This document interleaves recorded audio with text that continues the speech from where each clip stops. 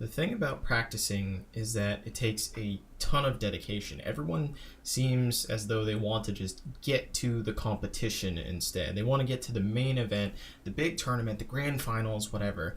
But they don't think about the initial process in which to get to that grand final, to lift, a trophy, or to be someone great, to be an MVP. No one thinks about the hard practice that it takes in order to get there. So you need to practice with purpose. Don't get caught up too much on the whole winning aspect. Don't get caught up on, oh, well, how many times have I won, how many times have I lost, okay, I have this win rate or this win ratio. Like, don't get caught up on that aspect, but rather how you improve yourself, because winning is an indication of how good you have become. Yeah, that's true, but it's not the only indication. There are certain skills in which combined overall to the goal of winning, but it is not necessarily solo. Every single thing is just this indicative indication in which you are a winner. It's a culmination of those which allow you to win. So in theory, you should practice those individual aspects in order to attain a win. So there may be like some specific things that you may want to try when you're trying to practice that normally you can't do in an official match. Like, say you're trying a specific build that you want to do. Maybe you want to go Iceborne Gauntlet on on Victor, that we have seen now seems like a smart idea in the top lane with doing a pseudo tank Victor, but originally you probably wouldn't try that in an official match. It seems like a dumb idea from the outset, right? But then people figured out along the way, and they practiced, and they went in solo queue, and they tried this build, and they figured out, hey, it's actually pretty good in a lot of these different matchups, especially into Aatrox. Let me go ahead and just play this instead and see how it works. Okay, well, now I can bring it all to the main stage and with the aspect of winning, but it was only because they practiced it over and over and over again. And then, maybe there's a specific strat that you want to do. Maybe you want to do a cheese onto the blue buff, and you want to do instead, like, okay, well, everyone just flash over because they're going to be in this bush, and we're going to try and ward over in these two locations, and everyone just use your fucking flashes. Like, I don't know, something crazy like it's probably a dumb idea to actually do that. Don't do that. That's a bad strat. But hey, that's what practice is for. It's to do some things in which may initially seem somewhat dumb to do, but it's all about the theory crafting of like, okay, well, I can mess up in this environment. I don't need to be afraid to mess up. And that is one of the biggest things which separates practice from competition, is there being a lack of fear of messing up. And that's one of the most important things, and that's why there's this separation between practice and professional play. Now, TSM is probably one of the biggest and most famous examples of wanting to take practice as though it were competition. And you can hear Loco Doco in several different interviews in which he had said, yeah, this is, our problem has been that we just take scrims far too seriously, and we take them as though they aren't even a practice environment, and that we're just trying to win.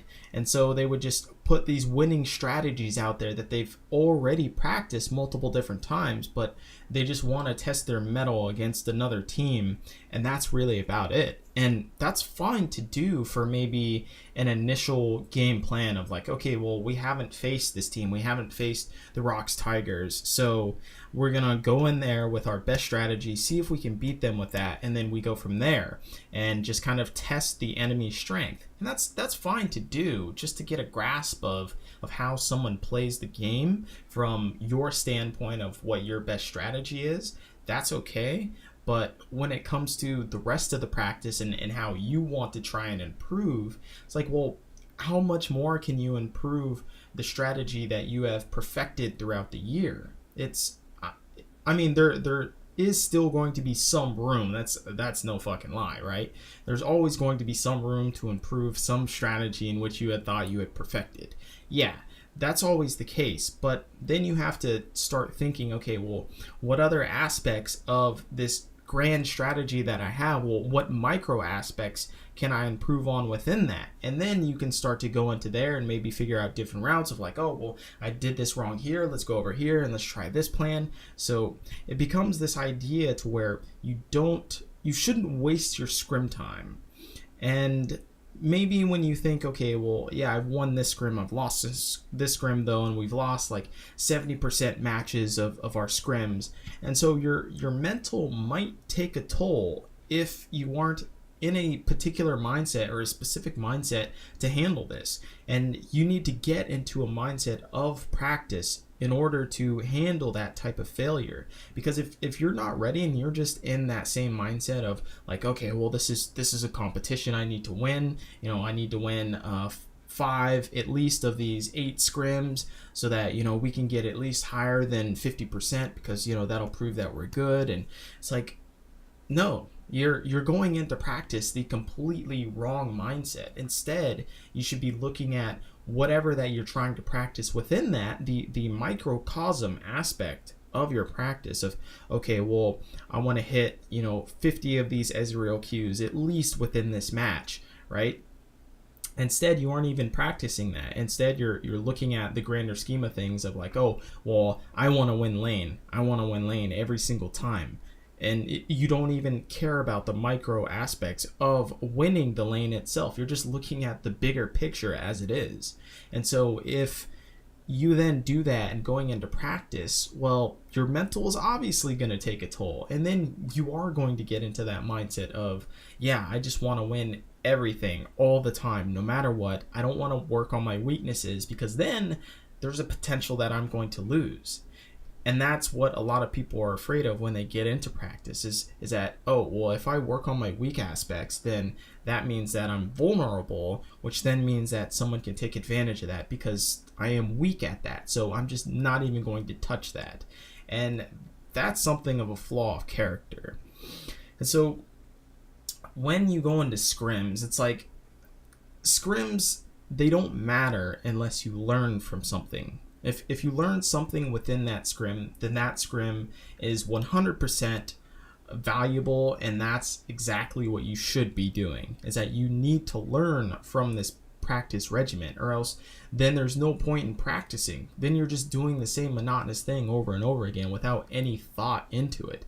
Treat it as a practice environment when you're going into a scrim. Treat it as though you're going in there, you're working on whatever mechanics that you need to work on this particular champion, or maybe you guys are trying to focus on dragon control, so you do dragon control no matter what, and you build your comp around dragon control to see how it influences how much that you can take that, right? This is like just particular instances in which you can practice for scrims.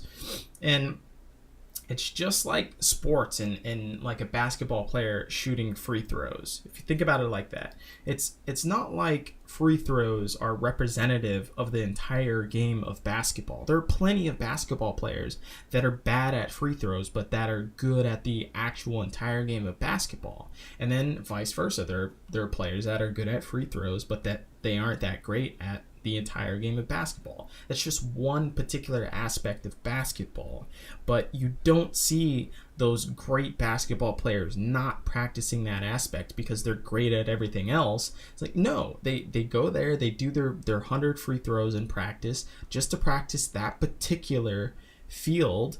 And then they go on and they do something else. They do 3-point shots. They do mid-range drives, and they try and do that, or they try and do dunking, or they try and do layups. Like, these are all different practices that you need to become accustomed to separating from the entire game. Once you learn how to separate the small, minuscule aspects of the game and break them down into more manageable, bite-sized things in which you can practice, then that's when you start to improve your game, and that's when you start to improve your overall game, because you're focusing on these particular things. Because as humans itself, we aren't that great at understanding the giant picture and how that all manifests itself into something great. Like, no, we need to take these small bite-sized things and to break it up and to understand that and this I mean, that's why we have such a difficult problem understanding numbers and high level numbers of billions or trillions. It's like, okay, yeah, we understand the concept of a trillion and what a trillion is. It's just a whole bunch of a trillion ones, right? That's all it is, just a trillion ones added up together to create a trillion. Yeah, we understand that, but the magnitude in which to understand that, it's very difficult to grasp as a human. So instead, you might be able to break it up into different aspects of, okay, well, now in North America, in the United States, maybe we have 400 million people. Okay, that's a little bit more manageable. All right, 400 million people over here. Okay, there are there's like a billion or something in China. Like, okay, that's kind of big. It's a little hard to understand, but all right, that's better than a trillion, and then you go from there. So it's all about separating the magnitude in which the big picture then breaks up into. You need to break it up into smaller chunks. Now, with practice said and with scrim said, multiplayer sandbox would be nice. Hopefully Riot's listening to this shit, because you need to make that happen at some point for your professional players. But we don't have that right now. So sister teams are about the next best thing that we can get to that, right? Because with a sister team, you can tell them exactly what you want to practice. Maybe you can't normally get a scrim where everyone sets up and you have a normal lane phase and no one does a level 1 cheese, right? And you just have a regular lane phase because you want to practice dragon control, right? Or you want to practice fights near the dragon. So you end up playing out the lane phase or whatever, and then once the first dragon spawns, it's like, okay, well, now shit's on. Now the game really starts. And so with sister teams, you can actually practice these small little niche things that are further into the game, that are a culmination of like what the beginning phase of the game is leading up into that. And that's very difficult to do if you just have a enemy team that you're scrimming against that aren't really your sister team, that have different ideas on what they want to practice rather than what you need to as a team. Maybe they are already are good at practicing dragon fights, or they're already good at getting dragons itself, so they don't really want to practice that. They have nothing to learn from that much else because they're already good at that. Well, with sister teams, you can kind of force them to and just be like, yo, you're helping us out. We'll help you out on a specific strategy that you want to do. And you can just kind of bounce ideas off of each other. So the best teams are constantly trying to improve, trying to expand their playbook and not stay stagnant. And so having efficient practice and practicing not only for the entire idea of practicing these individual skills that you want to get better at and say, okay, I've checkmarked this, I've checkmarked this skill, okay, time to go for this one itself. It's not all about winning the scrim. And once you get past that idea, once you're able to kind of lower your ego and say, okay, don't need to win everything, the more important thing and the bigger picture of my entire competitive career is to practice these smaller things which build up into this grand echelon of greatness. That's when then you become a truly great player.